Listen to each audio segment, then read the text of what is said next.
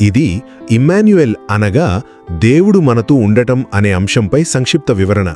మీరు గమనిస్తే బైబిల్లో ఇమ్మాన్యుయల్ అంటే కేవలం ఒక పేరు మాత్రమే కాదు. ఒకసారి ఆలోచించండి. తప్పిపోయిన తన సొంత పిల్లల కోసం కేవలం ఒక కబురు పంపి ఊరుకోకుండా వాళ్లను వెతుక్కుంటూ స్వయంగా భూమిపైకే వచ్చే ఒక తండ్రి ప్రేమ ఎంత గొప్పదో కదా. తన పిల్లలతో ఎప్పుడు కలిసి ఉండాలని దేవుడు ఎంతగా ఆరాటపడ్డాడో ఈ పదం మనకు స్పష్టంగా చెబుతుంది. ఇందులో మొదటిది ఏంటంటే, దేవునికి కేవలం తన మాట వినే సేవకులు మాత్రమే అక్కర్లేదండి. మనతో ఒక చక్కటి సహవాసం అంటే ఒక స్నేహం కావాలి.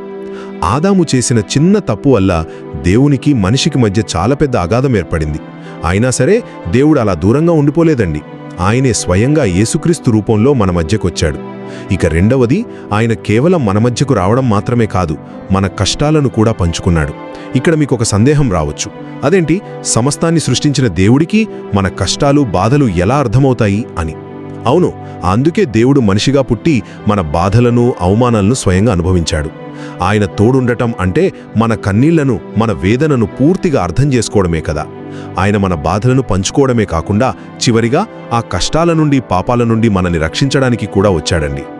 ఏదైనా తోటలో మొదలైన దేవుని సహవాసం ప్రకటన గ్రంథం నాటికి శాశ్వతంగా ఎలా నెరవేరిందో మనం చూడొచ్చు. అంటే ఇమ్మాన్యుయల్ అనేది కేవలం ఏదో క్రిస్మస్ పండగ రోజున మాత్రమే చెప్పుకునే మాట కాదండి. దేవుడు ఎప్పుడూ మనతోనే ఉంటాననే ఒక నిత్య వాగ్దానం అది. పాపంలో ఉన్న మానవాళిని తిరిగి దేవుని దగ్గరకు చేర్చడానికి దేవుని ప్రేమ పరలోకం నుండి నేల మీదకు దిగిరావడమే ఇమ్మాన్యుయల్.